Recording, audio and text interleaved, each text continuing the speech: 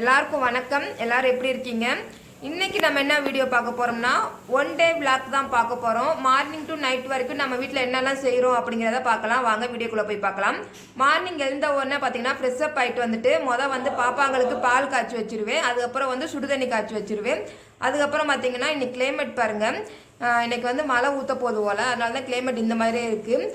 நான் எம்டி ஸ்டொமக்கில் பார்த்தீங்கன்னா weight check பண்ணிட்டு வேலையாக பார்த்தீங்கன்னா ஹாட் வாட்டர் தான் குடிப்பேன். இது வந்து ஒரு 1/4 லிட்டர் இருக்கும். இதில் பார்த்தீங்கன்னா ஒரு 1/2 லெமனை பிழிஞ்சிட்டு வெதுப்பாக இருக்கக்கூடிய தண்ணியை சேர்த்துட்டு இதை தான் நான் மார்னிங் ஃபஸ்ட்டு குடிக்கக்கூடிய டீ காப்பின்னு வச்சுக்கோங்களேன். அதுக்கு பதிலாக அதை குடிக்கக்கூடிய எம்டி ஸ்டொமக் குடிக்கக்கூடிய ட்ரிங்க்ஸே இதுதான்.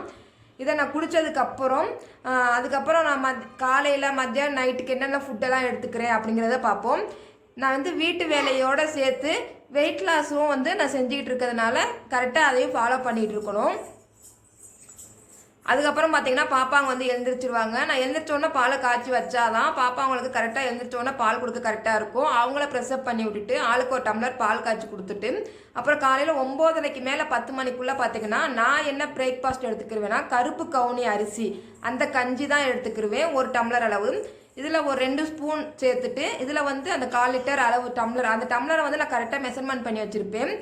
அதில் வந்து 1 டம்ளர் தண்ணி ஊற்றிட்டு லைட்டாக உப்பு சேர்த்துட்டு இதை வந்து நல்லா காய்ச்சி கஞ்சி மாதிரி காய்ச்சிக்கிருவேன். கஞ்சி மாதிரி காய்ச்சிட்டு இதை தான் காலையில் பிரேக்ஃபாஸ்ட்டுக்கு நான் எடுத்துக்கக்கூடியது. இந்த கருப்பு கவுனி அரிசி வந்து அந்த பவுடர் எப்படி செய்கிறது, என்னென்னலாம் சேர்க்கணும் அப்படிங்கிறத நான் ஆல்ரெடி வீடியோவில் போட்டிருப்பேன். பார்க்காதவங்க அதை போய் பார்த்துக்கோங்க. இதில் வந்து 2-3 இஞ்சி பல் இருக்கு இல்லையா, பூண்டு இல்லைன்னா இஞ்சி எதுனாலும் வந்து சேர்த்துக்கிடலாம். இதோட வந்து நான் வந்து சைட் டிஷ்ஷாக என்ன எடுத்துக்கிறேன் பார்த்தீங்கன்னா இந்த முளைக்கட்டின பயிர் எல்லாமே மிக்ஸ் பண்ணி முளைக்கட்டின பயிர் இதில் வந்து நான் கொஞ்சமாக எடுத்துக்கிருவேன். இவ்வளவும் சாப்பிட மாட்டேன், இதில் வந்து கொஞ்சமாக மட்டும் எடுத்துக்கிருவேன், பாப்பாங்களுக்கு கொடுத்துருவேன். அதுக்கப்புறம் பார்த்தீங்கன்னா இந்த கருப்பு கவுனி அரிசியை வச்சு வேறு என்ன செய்யலாம் அப்படின்னு பார்த்தோம்னா நமக்கு ஈவினிங் டைம் வந்து ஸ்நாக்ஸ் ஏதாவது சாப்பிடணும்னு தோணும். அந்த டயத்தில் நம்ம வெறும் அரிசியை வறுத்து கூட சாப்பிடுவோம் இல்லையா, அந்த வெறும் அரிசிக்கு பதிலாக கருப்பு கவுனி அரிசியை வந்து வறுத்தும் சாப்பிட்லாம். அதை தான் வந்து நான் இப்போ செய்கிறேன். இதை வந்து நல்லா வாஷ் பண்ணிவிட்டு தண்ணியெல்லாம் வடிச்சிட்டு நல்லா வந்து கடாய் சூடானதுக்கப்புறம் இதை வறுத்தா மொறுன்னு சத்தம் கேட்கும். அந்த பார்த்தீங்கன்னா ஒயிட் கலரில் இந்த மாதிரி வந்து வெடித்து வரும்.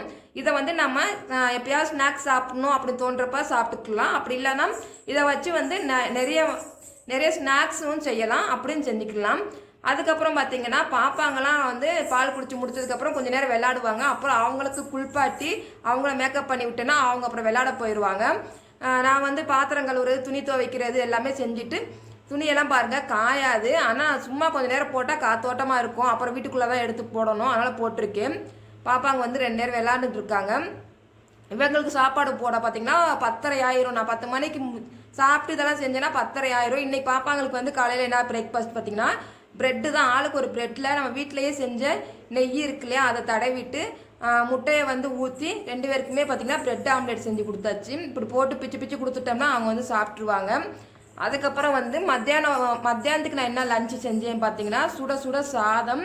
மழை பார்த்தீங்கன்னா அடித்து ஊற்றுது. காலையில் மழை மேகமாக இருக்குன்னு சொன்ன மாதிரி அடித்து ஊற்றுது. அதுக்கு வீட்டில் வேறு எல்லாருக்கும் உடம்பு சரியில்லை அப்படிங்கிறதுனால நல்லா வந்து பெப்பரெல்லாம் கூட போட்டு ரசம் வச்சுட்டு அப்புறம் காளானும் உருளைக்கிழங்கும் போட்டு பெப்பர் ப்ரே மாதிரி வந்து நல்லா வச்சுட்டு இது வந்து நைட்டு சப்பாத்திக்கும் சேர்த்து அப்படிங்கிறதுனால இந்த மாதிரி வந்து வச்சுருக்கேன் கிரேவி மாதிரி.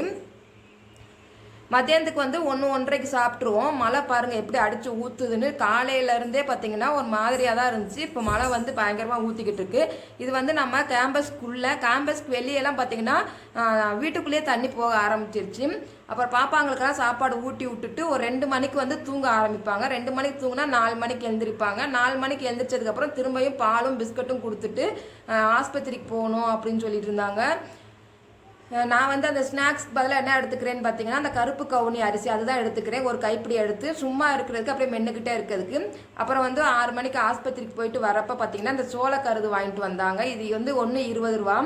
இங்கே வந்து நிறைய பேர் இதான் வாங்கி சாப்பிடுவாங்க. அது வந்து ஒரு 2 வாங்கிட்டு வந்தாங்க. சும்மா சாஸ்திரத்துக்கு கொஞ்சம் கொடுத்துட்டு சாப்பிட்டதுக்கப்புறம் இதுதான் மருந்து வாங்கிட்டு வந்தாங்க. 2 பேருமே ஆஸ்பத்திரிக்கு போயிருந்தாங்க. 2 பேருக்கும் பார்த்தீங்கன்னா ஃபீவர் அதிகமாக இருந்துச்சு. அதனால் ஃபீவர் மருந்து, சளி இதெல்லாம் பார்த்தீங்கன்னா மருந்து வாங்கிட்டு வந்திருந்தாங்க.